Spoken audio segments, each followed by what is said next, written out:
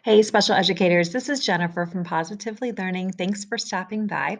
Wanted to show you the set of alphabet task cards that you can differentiate and mix and match for your classroom. Now, you may have found this video by the title, which said free task cards, and that's true. I will put a link in the description that will lead to a blog post where you can find a download for the letter A.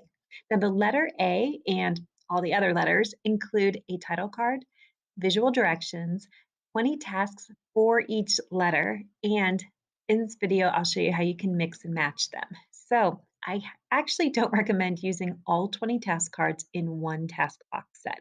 I find for most of my students, 8 to 10 was the sweet spot. Might be a little higher, a little lower for your students. But so when you get this free download, you could actually create multiple task boxes. All right, so I want to show you what they look like. The entire bundle is inside the Taskbox Dollar Club. All right, so here's the title card. Every set comes with its own title card. Very easy. I just print them out, whether you use white cardstock or paper, or maybe a bright color. And I just think it's really quick to tuck it inside the photo storage box instead of attach it. Now, you may also want to use it with a file folder, or maybe you're using envelopes or a bag for your task box sets, whatever you use. Here is the title card. And every set has a set of visual directions. Now, they're pretty open ended, always a I can statement. So, this is I can complete tasks about the letter A. The reason I keep it so open ended is I want it to transfer to all of the different tasks that are included that I'm going to show you real quick. So, regardless of which task card they're working on, that statement still works. Now, the visual directions is a key component of using an independent work system, and it's what makes it a little different than traditional centers or activities.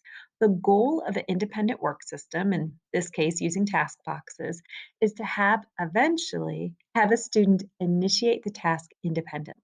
So this means they would grab the task box as they see the title card, they would open it up, see the visual directions, and get started on the task, which is why I like that 8 to 10 task cards. It's not overwhelming, gives them a quick win, holds attention, and then they would complete the task, put it away, and then either grab a new task or they are done.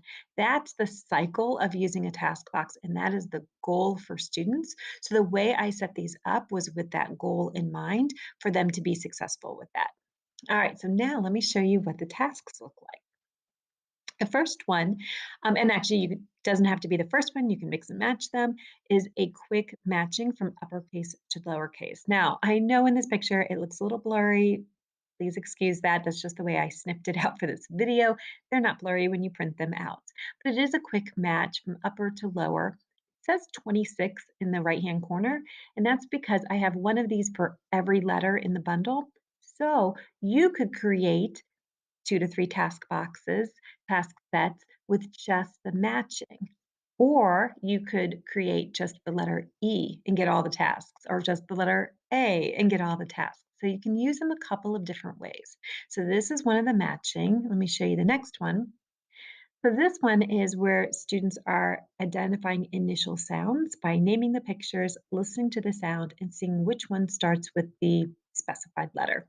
All right, so find the picture that starts with, and in this case, an uppercase G. So I see game and I see juice. Students can place something on top of the picture, like to cover it up, whether it's a pom pom or a chip or a mini eraser, or you could have clothespins where they could clip the answer, or you could laminate these and use them with a dry erase marker, whatever works for your students. So there's uppercase and there's lowercase. Now, in the right-hand corner, I have 52 upper, 52 lower, and that's because every set has 2 for the uppercase letters, and every set has 2 for the lowercase letters, and using different pictures. So that gives your students lots of practice. So with 104 task cards just on this skill, you could create so many different separate task boxes just using these cards. So that's how I would mix and match them. So you could do 10 letters that are random. You could pull all the vowel letters for your students to work on, or you can keep them just on a solo letter, like the letter A that you're getting today. Lots of different ways you could use them. All right, the next one is a quick maze. There's 26 of them, one for each letter. Students can cover it up or use a dry erase marker to find the letter N. And here's a path. This one's for the letter H. Today you're getting the letter A, but they would just follow that path by drawing a line, like starting at the very beginning and seeing if they can get all the way to the end by identifying H. Here's another one. So finding a letter in a picture, word search.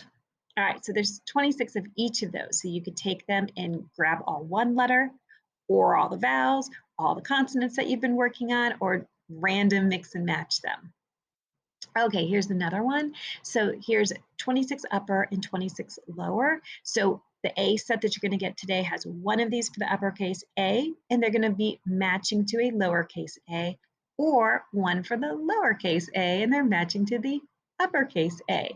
Now you can see in the answer choices, it's a little more complex because there's three choices now for students to either cover up, clip, point to, use eye gaze, or a dry erase marker.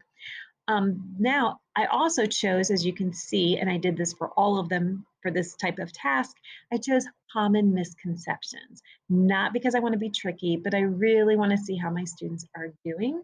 And if they are getting tripped up, that's something, of course, we can intervene with.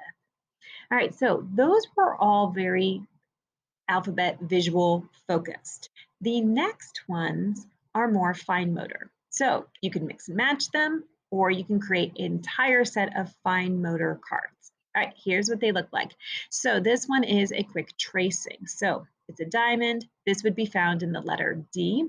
So you don't see the letter D on this, so students could either write the D as they're tracing with a dry erase marker, or maybe they're using a pipe cleaner, but you also could just use this as a fine motor center instead of focusing in on the alphabet. That's what's so neat about these task cards is I tried to make them as useful as possible.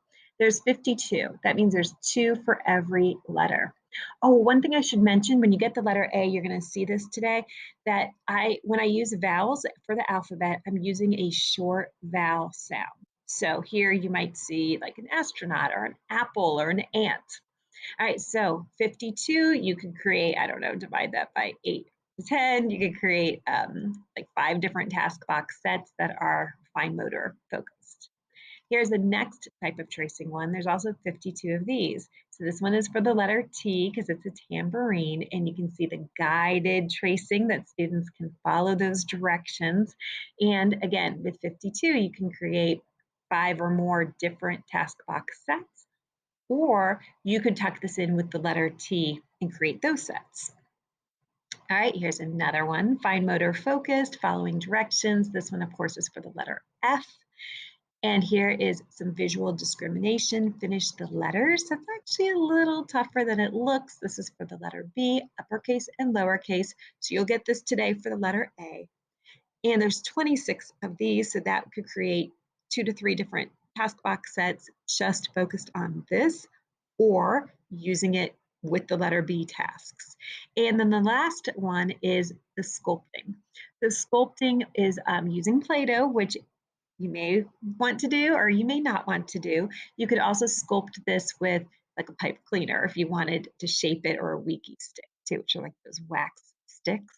Um, I would pull these probably out of a traditional alphabet center and make this a fine motor focus, because we only get Play-Doh out at specific times when everybody's having like the best day, right?